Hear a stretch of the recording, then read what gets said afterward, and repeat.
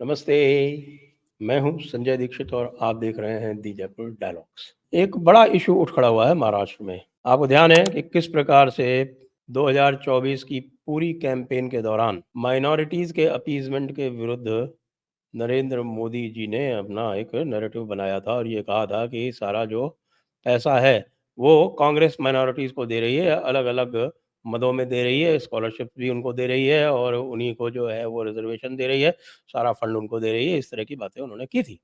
तो निश्चित रूप से हम ये मान के चलते थे कि अब ये जो अपीज़मेंट की पॉलिसीज़ हैं, जैसे कि वक्फ बोर्ड है, जैसे कि मदरसा बोर्ड है और इस तरह के तमाम अन्य जो स्कीम्स हैं, जिसमें उनकी जो पॉपुलेशन है, उसकी दुगनी-तिगुनी उनको सहायता दी जा रही थी मुसलमानों को, वो बंद होगी। लेकिन अभी देखने में ये आया है कि महाराष्ट्र वक्फ बोर्ड को 10 करोड़ रुपए दे दिए गए हैं। कुछ स्थानों पर कहा जा रहा है कि 10 करोड़ रुपए दे दिए गए हैं और अन्य स्थानों पर कहा जा रहा है कि नहीं, वो जो उसमें से 10 करोड़ रुपए जो माइनॉरिटीज़ वेलफेयर के लिए एलोकेटेड है, उसमें से 2 करोड़ रुपए दे दिए गए। तो यह कार्य कैसे हुआ है? क्यों? क्योंकि जो बजट होता है, वो अलग होता है। जो बजटेड पैसा होता है, वो तो भले ही हो गया हो, लेकिन जब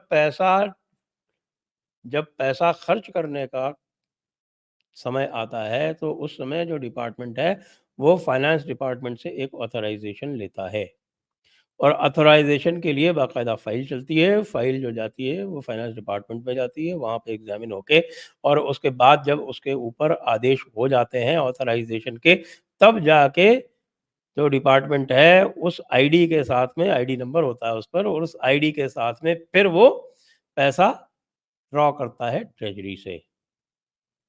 तो इसका अर्थ ये हुआ कि बाकायदा फाइनेंस डिपार्टमेंट ने इसके ऊपर सहमति दी है और फाइनेंस डिपार्टमेंट में कौन बैठा हुआ है? फाइनेंस डिपार्टमेंट में बैठे हुए हैं श्री अजीत पवार। अर्थ इसका ये हुआ कि अजीत पवार, जो कि आप देख चुके हैं कि किस प्रकार से बुरी तरह से असफल हुए हैं लोकसभा चुनाव में। 4 सीटों पर वो लड़े थे और 4 में से केवल 1 सीट पर वो जीते हैं और वो सीट जो जीती है उन्होंने रायगढ़ वाली, वो भी सुनील तटकरे की सीट है, जो अपने स्वयं के हैसियत से वहाँ का रायगढ़ का चुनाव जीत सकते थे, चाहे वो एनसीपी से लड़ते और चाहे वो शिवसेना से लड़ते, चाहे कांग्रेस से लड़ते, कहीं से भी सुनील तटकरे लड़ते तो वो जीत जाते। इसका मतलब ये हुआ कि 3 सीटें तो इन्होंने सीधी-सीधी हारी हैं और उन 3 सीटों में बारामती की वो बड़ी सीट है जिसमें इन्होंने, यानी कि एनसीपी ने अपनी, अजीत पवार ने अपनी पत्नी को खड़ा किया था सीधे-सीधे।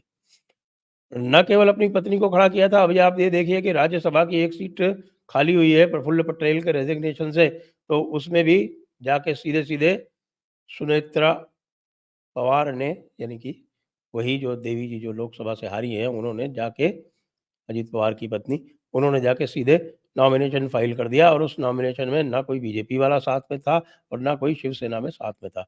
तो यदि अजीत पवार को अपनी ढपली, अपना राग चलाना है और अपने जो वोटर्स हैं, उनके मुस्लिम वोटर्स, उनका तुष्टीकरण करना है, तो इसमें महाराष्ट्र सरकार भागीदार क्यों बन रही है?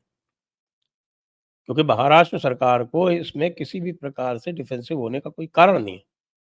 यदि चुनावी नुकसान हुआ है भारतीय जनता पार्टी को, तो उसके लिए मुख्य रूप से अजीत पवार को जो तोड़कर वो लाए हैं शरद पवार से, वही उसके लिए मुख्य रूप से उत्तरदायी है। अब ये किसने किया? हमें नहीं पता कि ये स्वयं देवेंद्र फडणवीस ने सलाह दी थी या उनके ऊपर से थोपा गया है, ये हमें नहीं पता।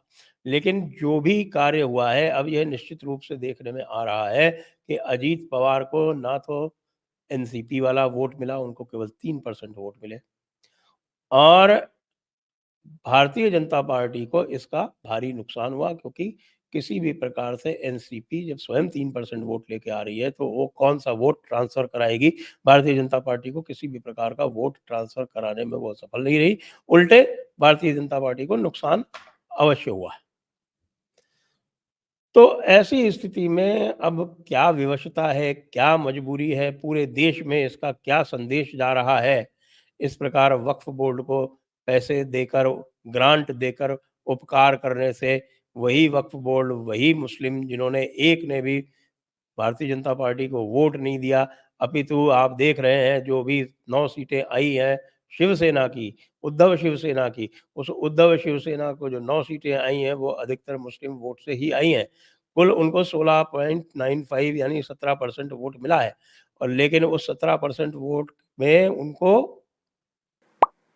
लगभग 11% से ऊपर वोट जो है वो उनका मुसलमानों का है। इसका सबसे अच्छा उदाहरण जो है वो धुले लोकसभा सीट है। धुले लोकसभा सीट के 6 सेगमेंट्स में लीड ली बड़ी। वो बड़ी लीड लेके 1,90,000 की लीड ले गए, जो भारतीय जनता पार्टी के आई थिंक वो दामरे थे शायद। उन्होंने इतनी बड़ी लीड ले ली, लेकिन जो कांग्रेस की प्रत्याशी थी उन्होंने तो मालेगाँव में अकेले में उस लीड को बराबर करके 3 लाख की और एक्स्ट्रा लीड ले ली और 3,000 की एक्स्ट्रा लीड ले ली और 3,000 से जीत गई। शिवसेना के 19-20% वोट सदैव आते रहे हैं, चाहे वो साथ में लड़े, चाहे अलग लड़े, वो उनका वोट परसेंटेज सदैव फिक्स रहा है।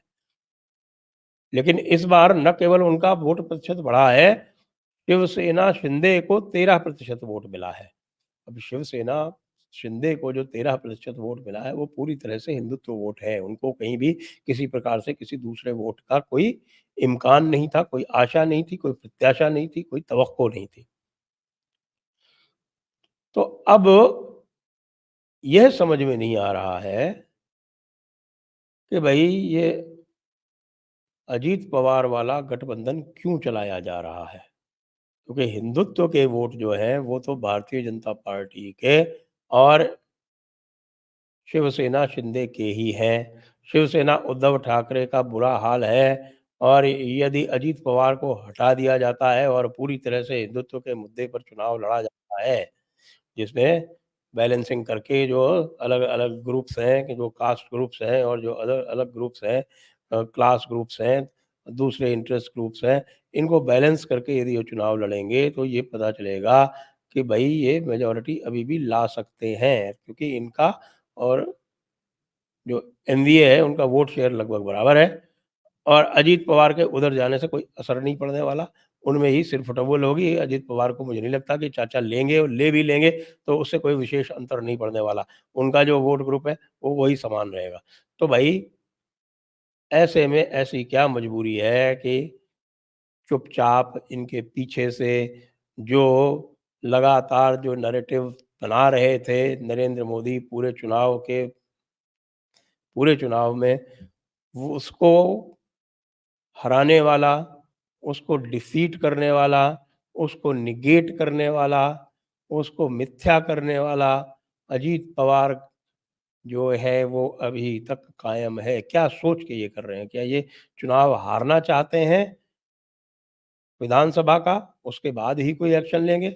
मुझे तो ये लग रहा है कि भई ये तो जानबूझ के किया गया कार्य है और जानबूझ के इसलिए किया गया कार्य है कि भई इस प्रकार का कार्य करें जिससे कि इनको निकाल दिया जाए।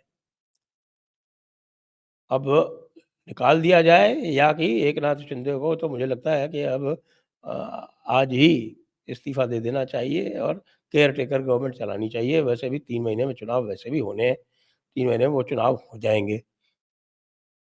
कोई अलग से तो चुनाव कराए नहीं जाएँगे, चुनाव उसी टाइम पे कर दिए जाएँगे। लेकिन ये बिंदु ऐसा है कि भई एक दिन भी आप अजीत पवार को आगे लेके चलते हैं, और उसमें आपको नुकसान ही नुकसान है।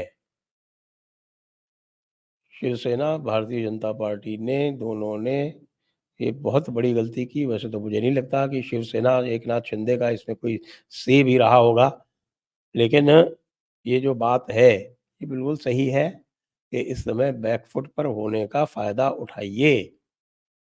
एकनाथ शिंदे ने भी अपने वक्तव्य में कह दिया कि भई 400 पार का हमें नुकसान हुआ है। ये उन्होंने माना और ये सहज मन से माना। मुझे नहीं लगता कि किसी प्रकार का कोई कटाक्ष था क्योंकि अदरवाइज़ उस पूरे वक्तव्य में उन्होंने भारतीय जनता पार्टी की भी प्रशंसा की है, नरेंद्र मोदी की भी प्रशंसा की है, सभी की प्रशंसा की है, उसमें ऐसी कोई बात मुझे दिखती नहीं। लेकिन अजीत पवार की ये जो हरकत है, जो महाराष्ट्र वक्फ बोर्ड को उन्होंने पैसा ग्रांट दिया है और उसके बाद उसको पब्लिसाइज़ किया है। ये अत्यंत गंभीर घटना है। ये पूरी तरह से जो गठबंधन धर्म है, उसके विपरीत है और गठबंधन धर्म के विपरीत होने के साथ-साथ जो गठबंधन के उनके मुख्य अवयव हैं, उनको एक नीचा दिखाने का प्रयास है। मैं तो ये देखना चाहता हूँ कि भई इसमें कोई एक्शन हो और सॉलिड एक्शन हो। आखिरकार अजीत पवार जो हैं, वो अदर-झूल में जाके क्या करेंगे? जाके अपने चाचा के पाँव ही पड़ेंगे। कह दिया जाए कि भई आप चलिए, हटिए, बाहर चलिए। क्या करेंगे आप गठबंधन में रह के, जब आप गठबंधन वालों से बात नहीं कर सकते और एज़ फाइनेंस मिनिस्टर आप अपनी अथॉरिटी का मिसयूज़ कर रहे हैं, कि बजट में यदि दे दिया गया पैसा, तो बजट का जब ऑथराइज़ेशन माँगा जा रहा है आपसे इस खर्चे के लिए, तो उस समय आपने क्यों ऑथराइज़ेशन दे दिया जबकि आपको पता है कि गठबंधन किस मुद्दे पर चुनाव लड़ा है? तो ये अत्यंत गंभीर घटना है, इसको गंभीरता के साथ लेना चाहिए, मेरा ऐसा विचार है। आप लोग क्या सोचते हैं? अवश्य नीचे लिखें और साथ में सब्सक्राइब अवश्य कर लें। जय हिंद, जय भारत, वंदे मातरम।